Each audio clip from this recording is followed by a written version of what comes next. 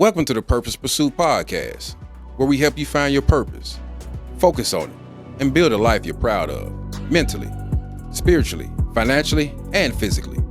Today's guest is a powerhouse philanthropist. From being labeled lazy as a child to becoming a successful barber, business owner, and author. He didn't just beat the odds, he redefined them. We're talking about a man behind Wilson's Grooming Gallery, Noble Tax Group, and the hit children's book, Ivy's Big Race, Trey Wilson. Today's conversation is going to be a bit different. Let's get into it.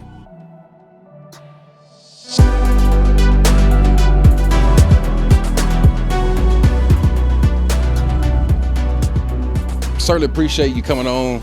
It's good to meet you. Nice to meet you as well. Excited to kind of learn a little bit about you and kind of what got you into your purpose. But we'll kind of jump back to where it all started. So what was it like growing up in Memphis? For me, it was good as a child. As a preteen, I got 3 brothers, 1 sister. She's 11 years older than me. She was like a second mom to me. And I have an older brother. Me and him is 15 months apart, and I got 2 younger brothers who is 3 and 4 years apart. So it was fun. You know, all of us was different. Didn't face too much adversity, at least none that I could see as a kid. But I would say my upbringing was good for the most part. You know. So it sounds like you was the middle kid. You can say that. You can say that. But I was my mother's youngest. Your mother's youngest. And my dad's second oldest. Okay. All right. So with that, did I can't even lie. I was a Sherwood. Sherwood? Yeah. Okay. On the Sherwood. And so I can remember one day after school, gunshots rang out. Like everybody's running. Was there anything like that just growing up in Memphis? Currently you hear Memphis is just wilding out, right? Yeah. Maybe I should take it back to like my younger childhood before we moved to Whitehaven. That's when it got sweet. But before that, man, we was in the hood. We lived in like the East Haven area, better known as the Sub, off Tullahoma Chevy Drive. Yeah. At the time, with me and my brother upbringing, my oldest, it was pretty bad. It was bad. It was nothing to live beside a drunk or somebody who was losing their mind. Seeing that often, we became numb to it. It was really normal life. But the moment that had my mother to move from that area was when I was walking home from the bus one day from school. And a guy just shot a guy, maybe like 25 feet from me. Wow, you saw it. I saw it. He shot him in the leg. He got up hopping, and him and the guy just went back and forth. And my sister, she was at home. You know, I could see our home from where I was located in. She was telling me to just stay still. Don't come yet. Don't come yet. And when she told it to my mother, of course, my mother, she made action. That was the breaking point to getting us out and moving us to Whitehaven. Yeah. My mother did the same thing. It was like, I don't know if she moved because I don't even know if I told her, but ironically, we moved like the next year. We went to Colonial, and honestly, that move kind of changed things for us. When you made that move, when moms moved you, what kind of trajectory did that have on you in terms of change? We didn't want to leave. Yeah. Me and my brother didn't want to leave. I can't speak for my sister. She's 11 years older than me. But me and my brother, that's all we knew. We didn't want to leave, but us moving, that was the best thing that could ever happen for us. So, really, I'm appreciative of it because then I met my best friend, seeing better upbringing and things of that nature, seeing real families again, because where I started, we didn't see that. Yeah. We didn't see that. Yeah, I think it's important, man. We don't, as kids, we don't control what zip code we come up in or what family we have. We're born into it. Yeah. And hopefully somebody like such as yourself or something that we're talking about today, someone sees and sort of changes our mindsets about it. But I've always said, I said it in church one day, just to the young folk there, the young mothers, the young fathers, et cetera, it's incumbent. It's on you to get your kids to a different zip code. Yes. If you're not in the best zip codes matter. I would think. Does. Because it sounds like it really benefited you, and certainly, going from, I ain't gonna lie, man, going from one zip code to the next, literally, I knew nothing about what was on the other side of Getwell. Man, what you said. I did everything going back west. Everything was back west. Yeah. I never went east, and then we went across Getwell, which was east, and it was like night and day. Yes. Night and day. Yes, in the city. I can attest to that. Like I said, growing up, man, we didn't even, we didn't have structure to even eat at the table. We got food and went where we went. It took me to go to my best friend to this day, his house, and his family set me and my brother down before we wanted to go skating. It was like, nah, y'all got to eat before you go. You gonna sit right here at this table. And me and my brother, we kind of chuckled about it, of course, because we like, what? We can just eat in our room or wherever we want to. But they showed us structure that I appreciate to this day. Yeah. And, honestly, that 15, 20-minute drive made a complete difference. You were labeled lazy and unmotivated because of ADD. How did that impact you mentally as a child?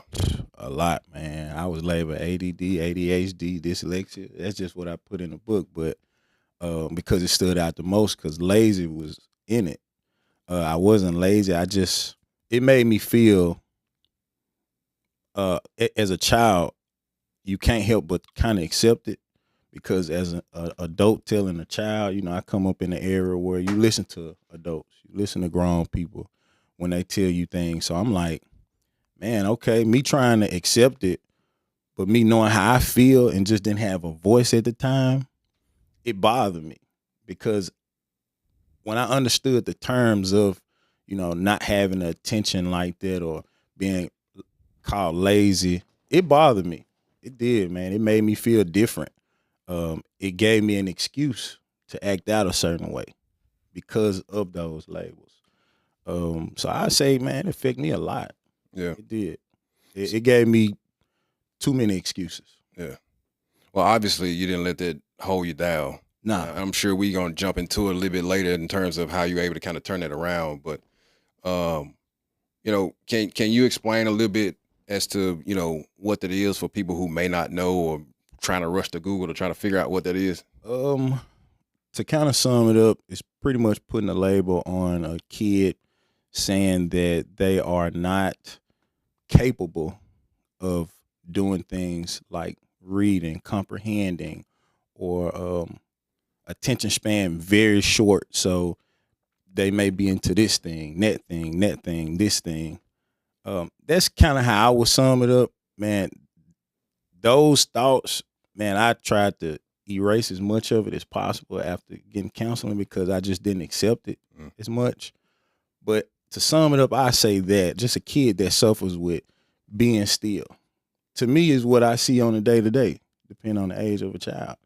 They have so much more energy than an adult and, so much curiosity that I just feel that it shouldn't be given so easily to a child. The title. That title. Yes. No, I totally agree, man. Man, I was flipping over fences, jumping off houses. Yes. Yes, I can attest. I can remember the police being called on me and my brother because we had they had put up this fence. It was like our way to get to this corner store. Yeah. And they put up this fence and we literally we was kicking down the fence. We broke dude's fence. Yeah. And he was standing right there in the window. He called the police. Yeah. And I'm saying all that to say, to your point, people are so easily to put a label on a child, especially a little boy. Yes. I mean, hey, we got a lot of testosterone. Yes. And we gonna be active, right? And the brain is just constantly developing. Yes. I almost gave my mom a heart attack probably at like 8 years old. I did a flip off the roof of a house. I think that's just a boy thing when you don't have that much to do. Yeah. But that's why sports come involved. Boys and Girls Club. So many activities should appear have, access for these kids so they won't do things like that. I could have broke my neck. Yeah. But, I didn't find nothing wrong with it because I knew what I was doing. I mean, and then look at you now. You turned out. I mean, the diagnosis was what it was. However, I mean, heck, you're just an active little boy. That's all it was. Yep. I mean, I'm flipping off houses. I'm jumping over fences and off of mattresses stacked up. Yeah. And then I think about my pops. He often says when he was a boy that he drove a train. Oh. Yeah, like he drove a train. So that's a step above me and you. Yeah. We ain't drive no train. A real train? A real train. Oh man. Yeah, so I'm just thinking about the fact of the labels can be so quickly put on somebody, and it could actually deter them. And to your point, you're young, man. You didn't even have a voice to even step up and say, "I'm actually okay. I'm just, this just doesn't interest me," right? Yeah. To even be able to articulate it. So, no, I appreciate you sharing that. I think it's something that needs to be talked about. I think there needs to be avenues to boys and girls who are active, and quite honestly, kids will be kids. Yes. I mean, hey, I stole bikes when I was little. Me too. Yeah. Not saying it's right, No, but I'm not saying it. it's right. But again, we were boys. Yeah, just being boys, man. And if you got a friend or two who gonna tag along, it's gonna make it worse, But I see so many kids just in the profession that I'm in, they just jump from here to there to this to that. Or their parents might tell me, well, he not reading up the part. And I'm just, I question so many things like, well, what is that one-on-one time looking like? How are you making it interesting to them? Yeah. Because that's so important, because a boy just gonna be a boy. Yeah. And to be honest, just like my mom and other moms, it was just hard to catch me. It was hard to catch me doing all this stuff, and then when I hear about it, it's already done. If it was a house that was abandoned, I was going in it. Yeah. I'd throw rocks at the window, just do crazy stuff. Yeah. But all I needed was an outlet, because when I started playing football, I stopped doing all that. Right. So I think it's important to the point of the football piece. I played football as well, but I think it's important to identify what the child likes. Yes. It's okay as a parent, I think, because I've done it too. I have 2 daughters. I think it's okay to put them in this, put them in that. You're keeping them active, and you hoping that something sticks. But I've started to take the approach, what do they just naturally do well? And so I think parents, even if it's a diagnosis or even if it's just a kid that's really active, what do they always find themselves doing? Yeah. And if they really like what they're doing, let's just cultivate it. Yes. Test to me, man. I was always good with my hands. Yeah. As a little boy, Can you draw? I can't. Really? I got 2 brothers who can, but I could put stuff together. Yeah. I probably could put this couch together if you undid it. Yeah. But that's something that I was naturally good at, working with my hands. Yeah. Drawing, no. Yeah. No. So I always thought people who could like cut hair real good can draw. I get asked that a lot. Yeah. But I'm terrible. Yeah. The reason I asked that because I lost the talent, but I used to draw. Oh, okay. Yeah. Used to draw. I mean, paint everything. I still there, man. You gotta tap into it. It's just like riding a bike, dude. Yeah. I promise. Yeah. Yeah. But okay. All right. So but was there ever a moment you started to kind of believe those labels when you were young? Yes. It chipped on my confidence, chipped on my confidence a lot, because when it attests at school to me, they try to work with you, or they putting you in these classes, and teachers honestly treating you different, act like they don't have patience for you. So yeah, I started believing it. And like I said, it chipped on my confidence a lot, especially when you quizzing and you might not get the grades you want. And of course, kids being kids, the ones who are naturally good test takers, they are enjoying their success. I got a B+, I got an A+, and I'm sitting with my D- or my D+. I'm like, crap, I miss so many. They ain't miss that many. And the teacher, they have, it's the air. Now, I had some really good teachers, but I also dealt with some that I didn't enjoy that much because of that. And I just always felt like, because they tell me I'm this or I'm that, then that's why the teacher might not have too much favor for me. I think of the fact that children just learn differently. Absolutely. And when you, I mean, it's noted that school hadn't changed in over 100 years. but we all learn. I'm good at doing things. Don't put a book in front of me. Yeah. I'm not reading it. Yeah. But in terms of working with my hands, Yeah. the studio was built with my hands. Yeah. My office with the computer built with my hands. Yeah.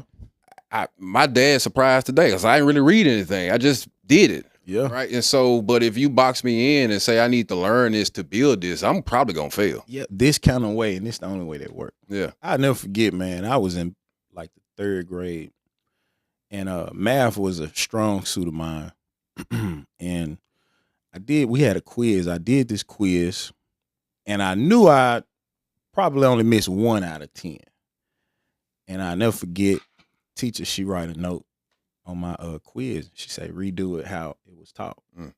She didn't tell me my answers was wrong because they were right. She told me, do it how I taught you.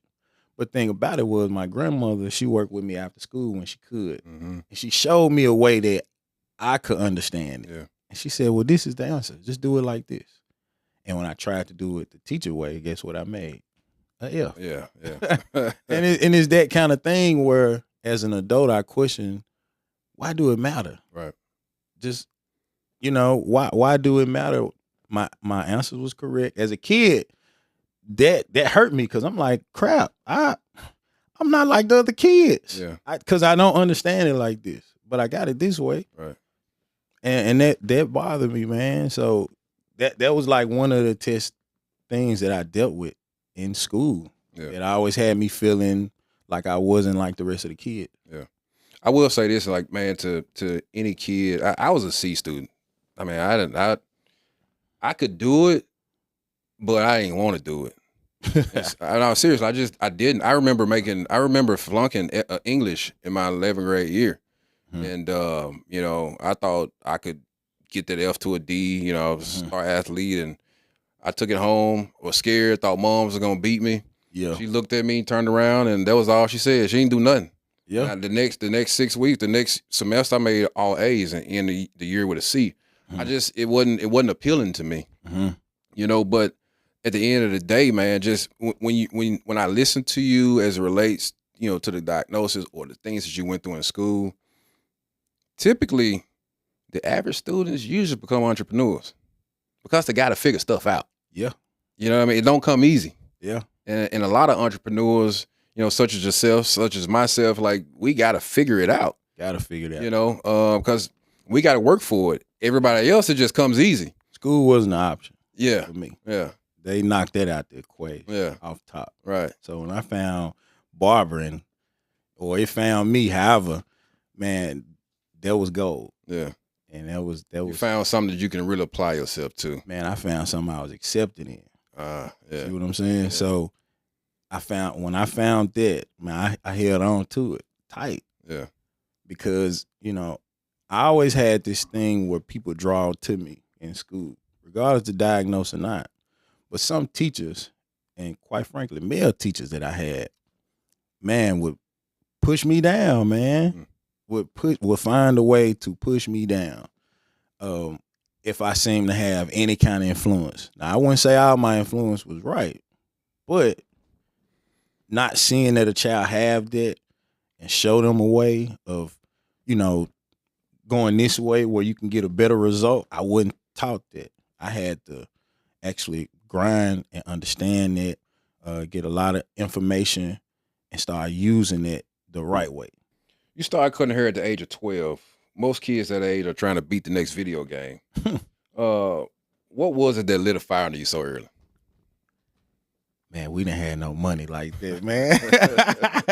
So I say, I had the opportunity to cut hair at a barbershop. A guy like my uncle named Chris Wright. We was going, he was a friend of the family's. We was going to get our hair cut there. And I noticed he didn't have nobody sweeping up all his hair. I never knew about a barber boy or none of that sweeping hair. I just asked him, I said, hey, would y'all pay me to sweep up this hair and take out this garbage? Because mind you, my granddaddy got us conditioned to take out the trash, clean. He had us, who was A-type with him, he ex-military vet. So I just noticed all this trash and stuff everywhere. And they said, nah. I said, would y'all pay me to clean this up? He said, yeah, when you want to come? I said, when you need me. I can be here anytime. I mean, I come out to school. They was like, nah, come on Saturdays. That's the busiest day. Asked my mom. She gave me the okay. I was going up there. And the more I went up there, the more I became interested in the dialect. You know, just men being men. Almost like a small room that I wasn't supposed to be in sometime. It was intriguing to me. Yeah. You know, I would sit in the corner when there's certain conversations, act like I wasn't listening, but I'm soaking up game. Yeah. But I kept sweeping up their hair. Yeah. And then there's one guy, there was a barber there. He had a brother that would come in on his lunch break. He was bald head. He would come in every Saturday, shave his head bald. And then I promised, man, one day I said to myself, man, I'm going to ask him, can I cut his hair bald? I've been watching him do it. I've been watching him do it long enough. I can do this. And man, a week I was going to ask him. He came in rushing. He said, man, I don't feel like cutting my hair bald. He said, Trey, can I give you $7 to shave me bald? Yeah. I said, I was finna ask you anyway. And from that day, I said, how about this? I said, how about when you come in here every time he leave, I shave you bald. You give me $10. How about that? He said, man, Trey, that's a tough bargain, but okay. So that was an extra 10 on top of what I was getting already sweeping. Yeah. That lit the fire under me because I learned how to handle the clippers. I actually had confidence in saying I could do this, you know, and seeing something go from, you know, shabby to clean. I liked it. And I liked his response. And I liked the feeling every time he passed me money after me doing something for him. Yeah. I mean, it was a win-win to me. I say that was the thing that like struck my match with barbering. Yeah. So for my birthday after that, me turning 13, I asked Mom, I'm like, Mom, I just want some clippers. And then the other thing was I got tired of hearing no from Mom. You know, school rolling around. I want the freshest. Me and my brother, we kind of yin and yang. I wanted the fresh stuff. He didn't mind the, you know, regular, but I wanted the fresh stuff. So I told my mom, I said, if I come up with half the money, could you meet me halfway with what I want? When she said yes, and I seen that it wasn't a burden on her, I went hard. Yeah. So at an early age, it's just amazing. We just getting started. It's just amazing to go from being labeled as such to get into the barbershop, taking all that initiative, actually having a hustler's mindset. Yeah, man. Right? And then even negotiating. Yeah. How does a 13-year-old get to that point, man? I wouldn't negotiate. I wouldn't negotiate. The basic quote, man. At that, hey, I was always a little mature, but I would just say, to me, it was common sense. Yeah. And it wasn't common. Because my brother would be like, when I present these questions of people that gave me opportunity, he'd be like, what made you think of that? I'd be like, I don't know. I just can see it. I just could see it, man. And I wanted to be accepted by something. I knew I could do it. I had the confidence. See, you understand as a person, even at a young age, you know your strengths and your weaknesses. I knew I was good at that. Yeah. I knew it. I knew I could talk my way into having an opportunity. Yeah. I knew I could. And I knew I was gonna bag it up too. Yeah. So I was proving to myself, probably more than anything, that I'm accepted by this. I can do this. Yeah. That's good stuff, man.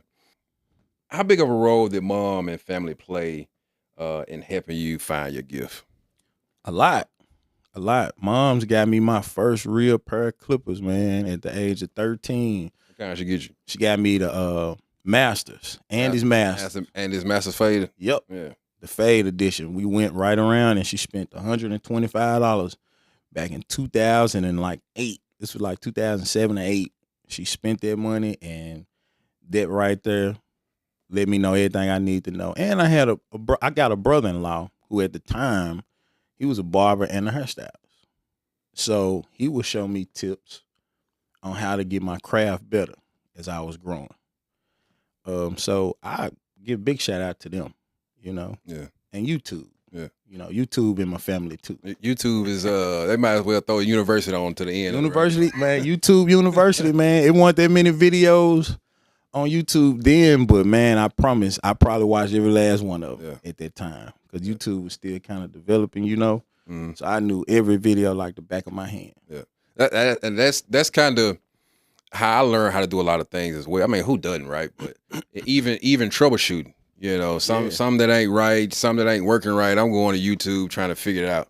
Yeah. But I mean, thank God for YouTube, right? Thank God for YouTube. YouTube taught me a lot. Yeah. And it don't talk back. And It don't give you excuses. It don't criticize. No. It don't do nothing but give you exactly what you asking for. Right. And the cool thing is you can go try it, apply it, and if you ain't got it, you can go back and look at it again. Yeah. Yeah. Yeah. And it might be a video better than the first one. Right. So Yeah. YouTube's still a relative in my house. All right. You said that purpose found you, not the other way around. What was that exact turning point when you felt that purpose found you? Man, the smiles on people's faces. I'm like, wow, this, like I said, I was doing it for money first, but then me just understanding it was purpose driven was what people instilled in me. Mm. And they told me I should do it. They told me how good I was.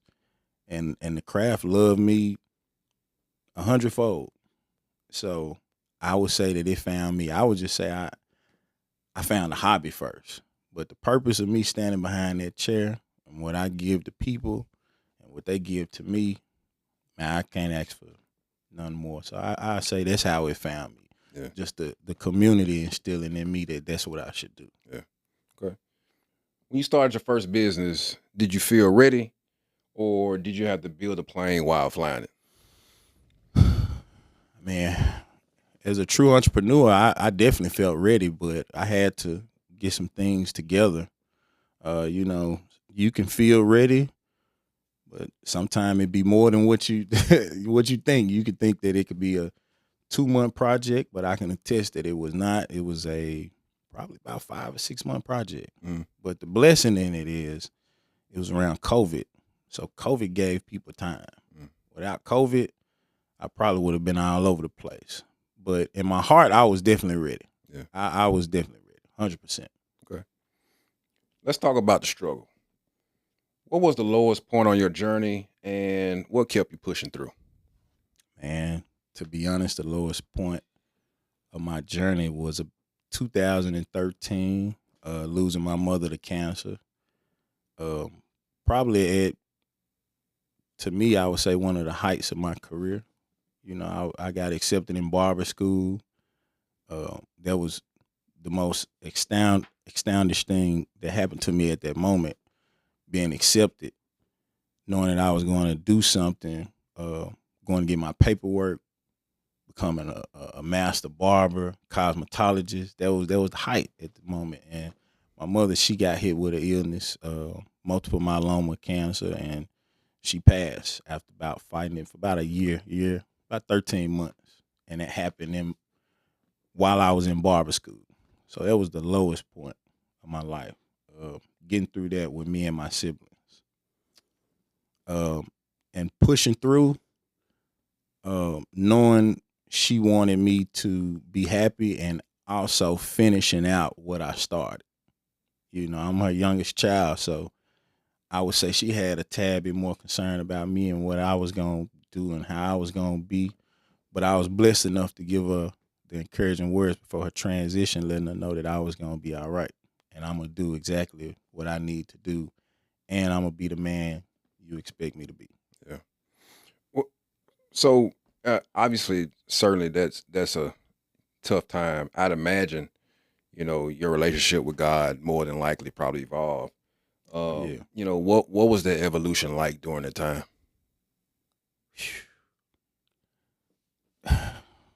It was a lot. I mean, it's a lot. Thank God for my sister and brother, because you need support. And my relationship with God became very big. I mean, it bigger than ever in my life, because that faith, following the word of God, being a man she wanted me to be, because my mom, she was an evangelist. It was a lot. I mean, I don't got too many words. That was, but it was a lot. Yeah. All right. Did you ever consider giving up and getting a real job during that time? Yeah, I I did go work at the Hilton corporate office for a very short time, because I did consider it, and I did get a job part-time.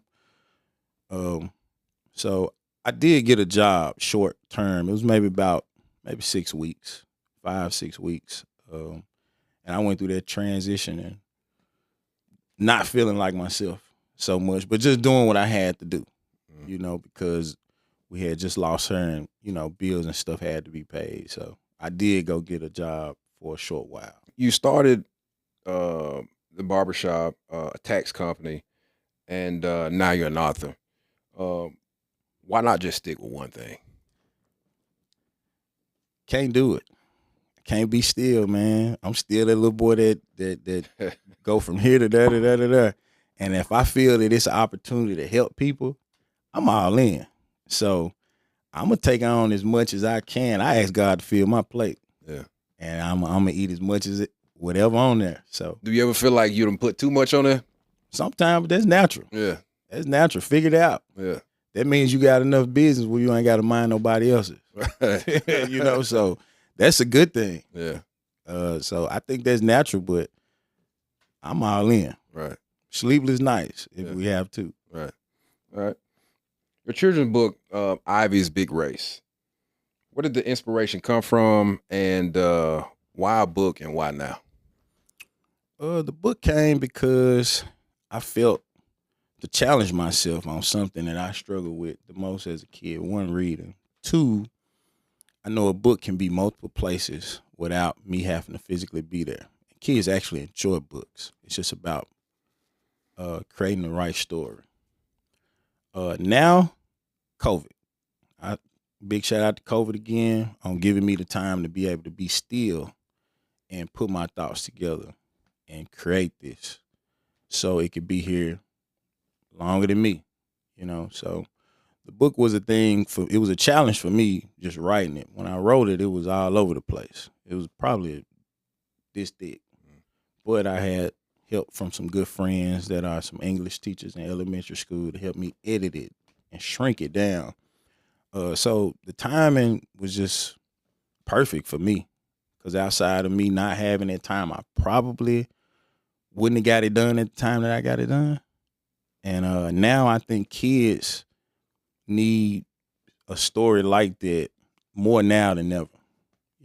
Just a motivating story, an encouraging story. Understand friends matter, because friends helped me out a lot growing up. So yeah. What's the inspiration to, because not everybody, I'm sure maybe maybe it was, but 5-10 years earlier, you probably wasn't thinking about writing a book. Nope. But kind of what gave you that inspiration to, jump into writing a book? Opening up about my story. That was my inspiration. I feel like I hid it so long. I became open in a place where I was able to say, you know what? You should try to reach kids that was just like you. So a kid that was just like me, they may not go straight to a book, but seeing me and hearing my story might gravitate them to go to the book to understand. Yeah. Because it's a lot of kids I feel suffer with the same thing that I suffer with, or dealt with the things that I dealt with as a kid.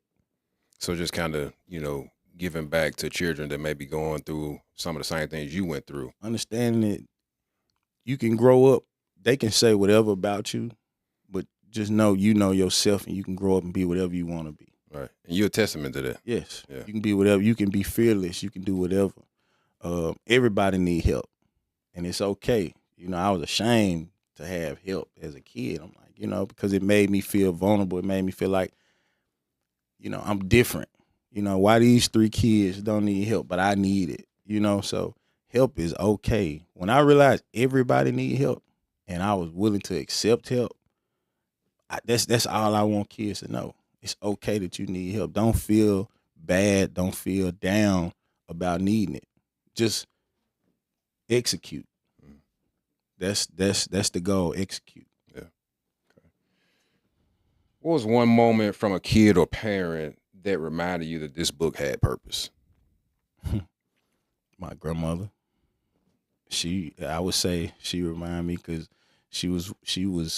Ooh, I can go a long way talking about my grandmother, but she was tough as nails. But feel free, man. I would say her, Yeah. I would say her, man. Making this book, I thought about her a lot because she'll be so proud of me.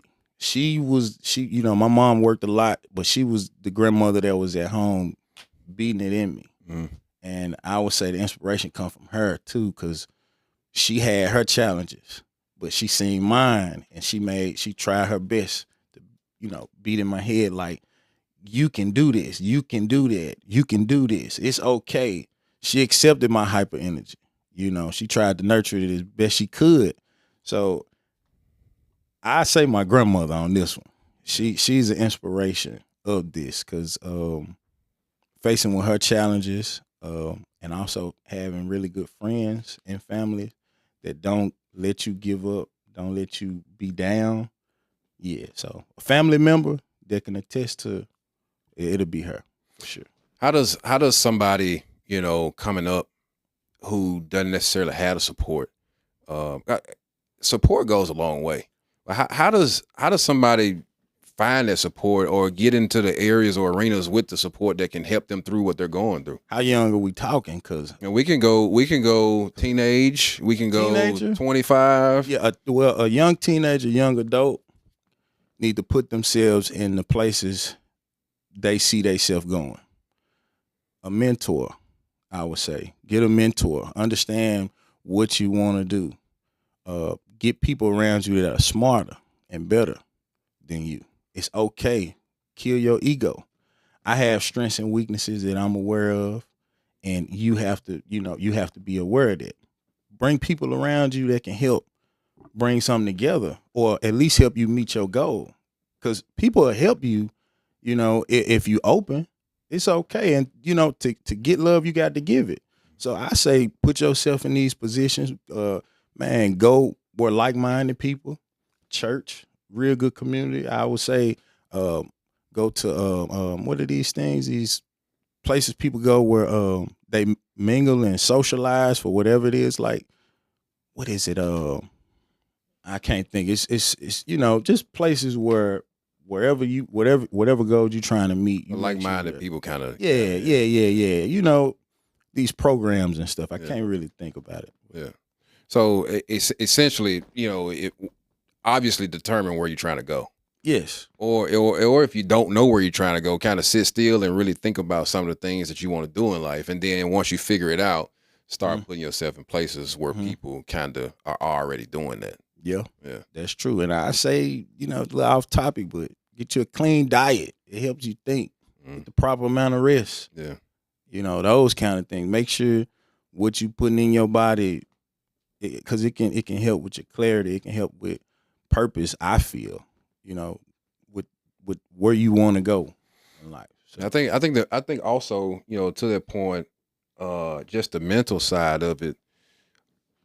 A lot of it has to do with distractions. I mean, heck, you got to clear out any distractions, because I don't think you'll ever get to your purpose if you constantly got distractions. Yes. What you consuming. Yeah. Visually. Yeah. And physically to Right. me. Yeah. Distractions is everywhere. Right. It's easy for me to be in your business and not in mine. Mm-hmm. And I can come up with excuses, So I think that is the biggest hurdle most people have to deal with. Distraction.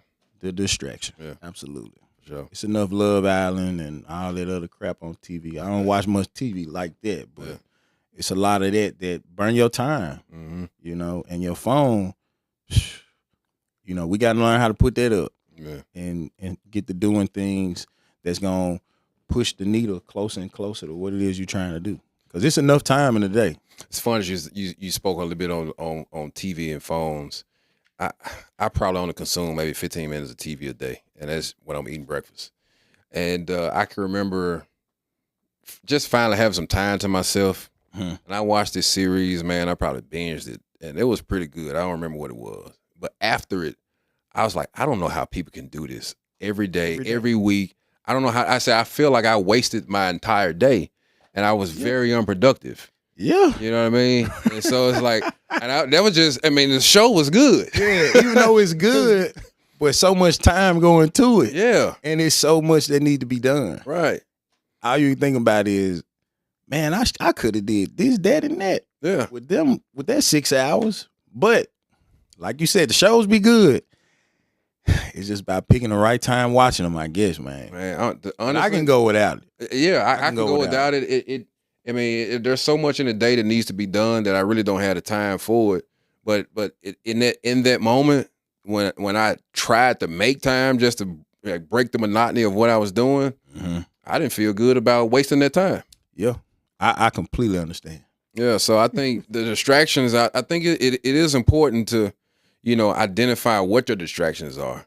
On top of that, once you eliminate those distractions, really get honed in and locked in on what purpose is for you. Yeah, I agree 100%. What does success look like for Trey Wilson now, and has that definition ever changed?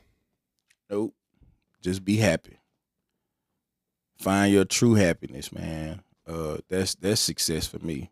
Being healthy, happy, putting myself in a position to where I can do exactly what I want to do and try to help the next person or be somewhere where I can be that's purposeful. Mm-hmm. All right. There's somebody watching this right now. Stuck, lost, uninspired. What's the first step for them finding their purpose? I think we kind of already talked about it a little bit. Yeah.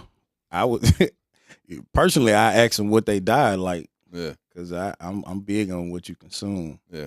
And so I like why does that hit home for you? Because, man, food, if you can't control what go in, you can't control what come out. You got the detox. So for me, I feel like the diet is so important because if you eating things, it can cloud your mind. It can have you fatigued, lazy. That's why. So I ask people, one of the first things I ask people is how you feel.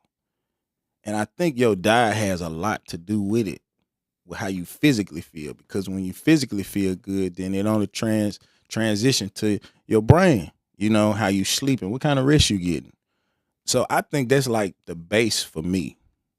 Just what a person consumes. I'm not saying they got to be a vegan or a vegetarian, but how are you eating? That's why it's important to me because food is everything. Yeah. These hormones and stuff, it creep me out. Yeah, the hormones inside the food. Yes, hormones in food creep me out, bro. Yeah. Like I can attest that if I eat something bad, I don't feel my best.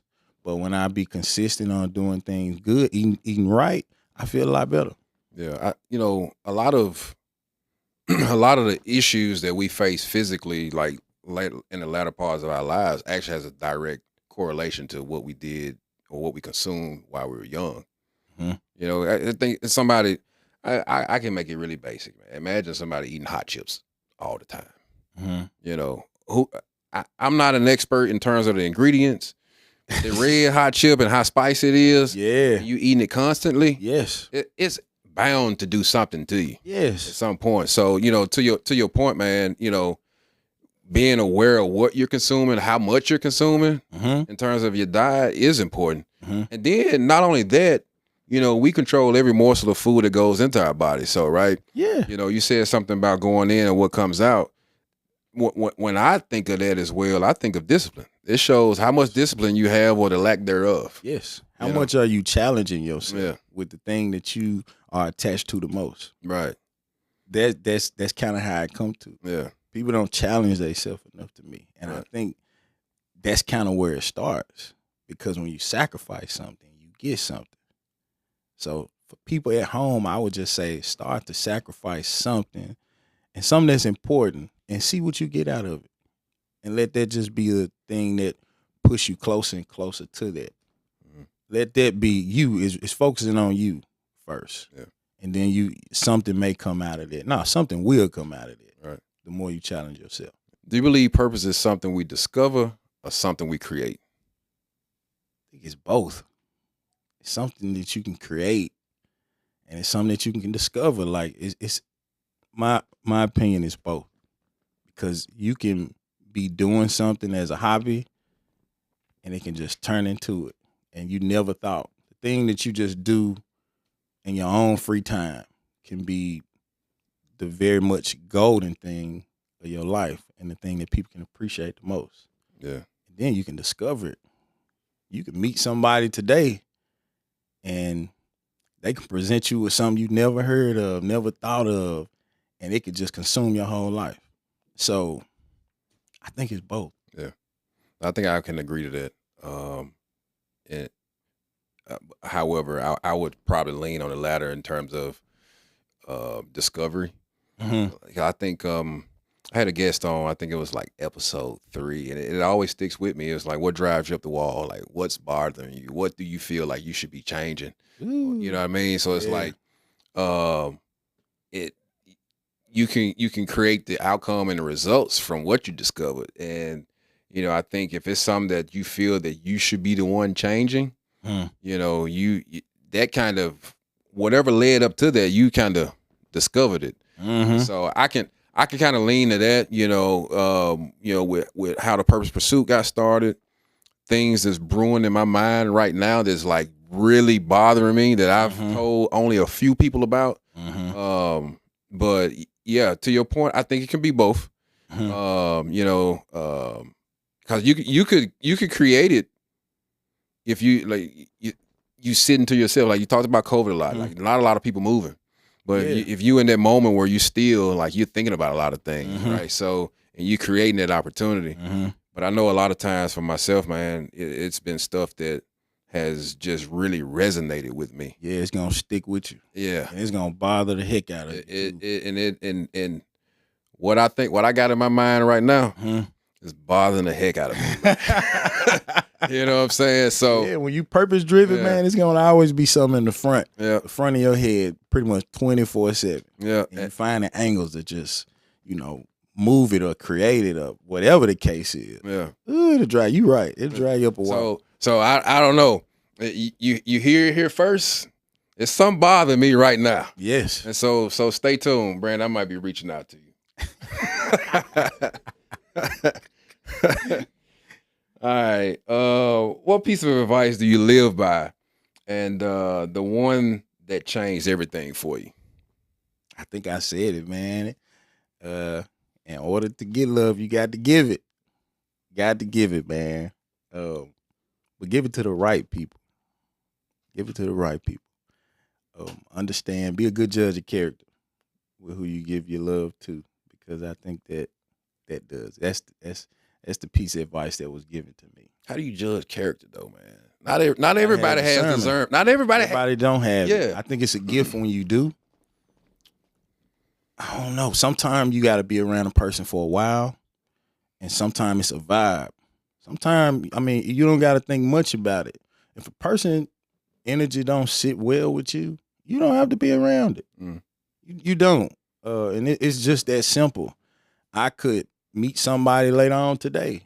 If I'm not fond of the energy, or if I feel like I've seen that face before, what I mean by that face is this kind of character that I don't have to be around it. Yeah. But the people that's truly there for you, that have the best interests for you, man, pour into them, they pour into you. Would you say, I don't know, I live by this, and nobody can convince me otherwise. I think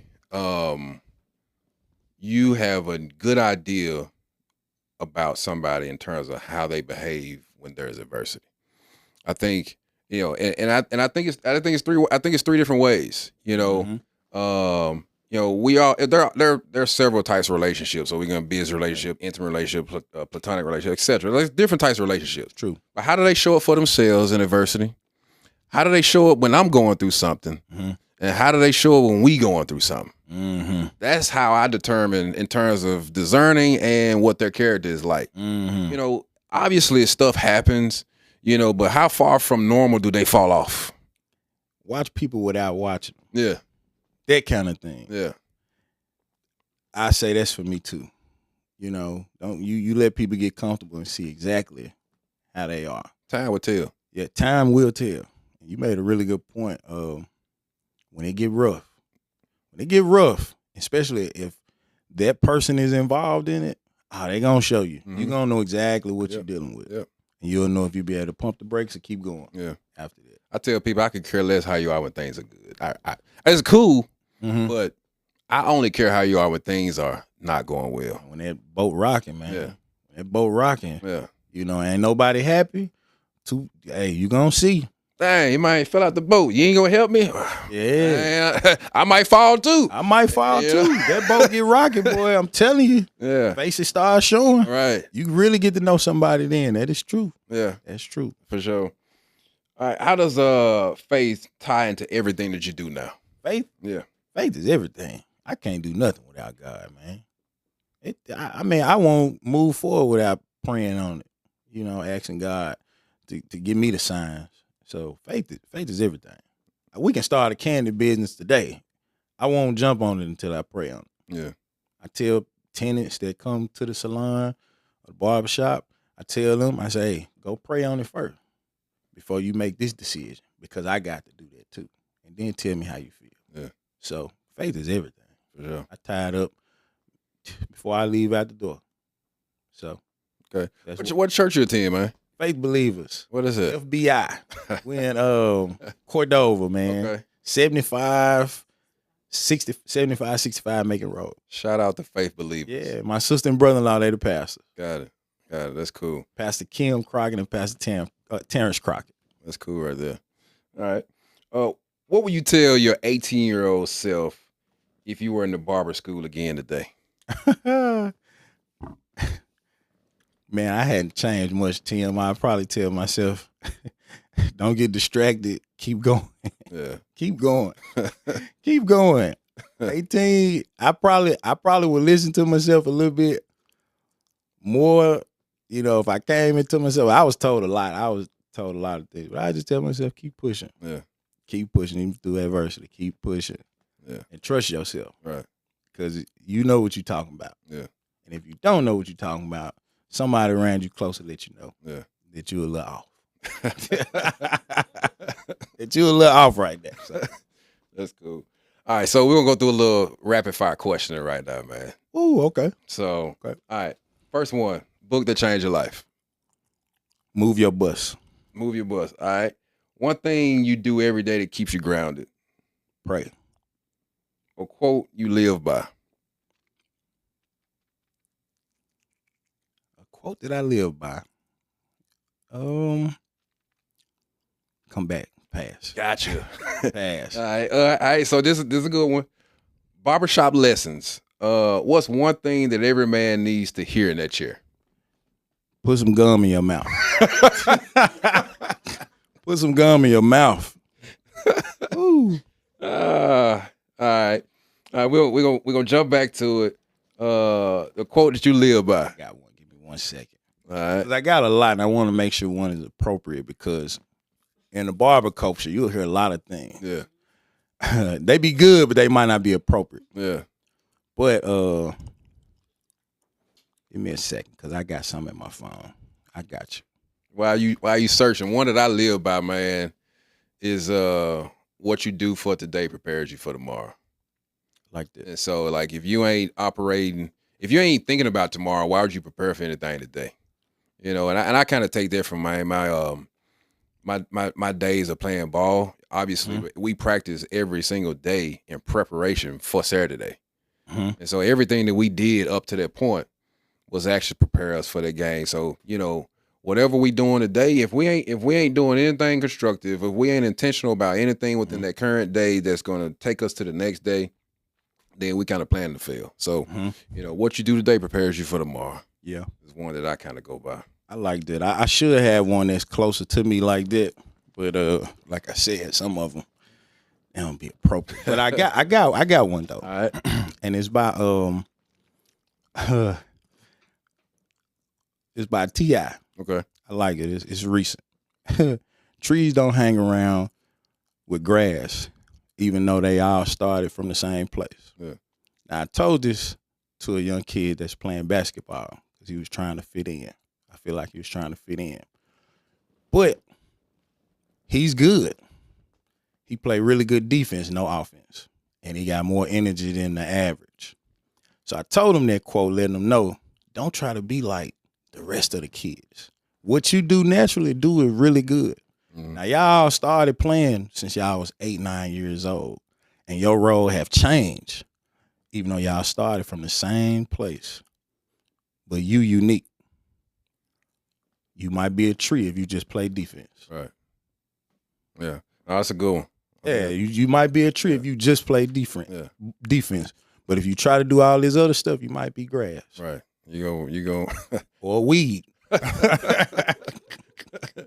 Yeah. No, I think that's a good one. Last question. Mm-hmm. What's next for Trey Wilson? I'm gonna say what's next is nonprofit. Nonprofit? Okay. That's what's next. That's what's on the front of my head, Tim. Got it. That's the thing that's bothered me the most. All right. You just gave me confirmation, bro. I just want you to know that. Really? Yeah. Okay. Just gave me confirmation, man. Hey, that's it. Yeah. That's it. If I want here for nothing else, that was it. That was it. That was it. Something show brewing on my mind. I'm telling you. But that's the confirmation. Well, man, so where can we find the book at? We are on Amazon, and we are located in Memphis, Tennessee at 5200 Park, Suite 105 in Memphis, Tennessee, 38119. That is my salon suite, Wilson's Grooming Gallery. Okay. And we got hand copies there. Got it. All right. Well, man, certainly appreciate the opportunity to speak with you today. Mm-hmm. Appreciate you. It's been an honor to finally get a chance to meet you. Brandon has been instrumental in getting things set up for us. Yeah, shout out to B, man. Yeah. Shout out to Brandon. Yeah. So certainly, hopefully, this is not the last time we have some dialogue. I think it was a good session today, and hopefully, the things that you discussed touches those that will be listening and watching. Hope so. So definitely appreciate it, bro. Appreciate you, Tim. Oh. Trey didn't just build business. He built the blueprint. For the kids with ADD, for the dreamers with clippers, for the ones labeled lazy, who are really just looking for purpose. This was more than a conversation. It was a call to rise. If this moves you, like it, comment on it, and share it with someone who's searching for the purpose right now. Subscribe to the Purpose Pursuit podcast on YouTube and Spotify, because your story ain't over. It's just getting started.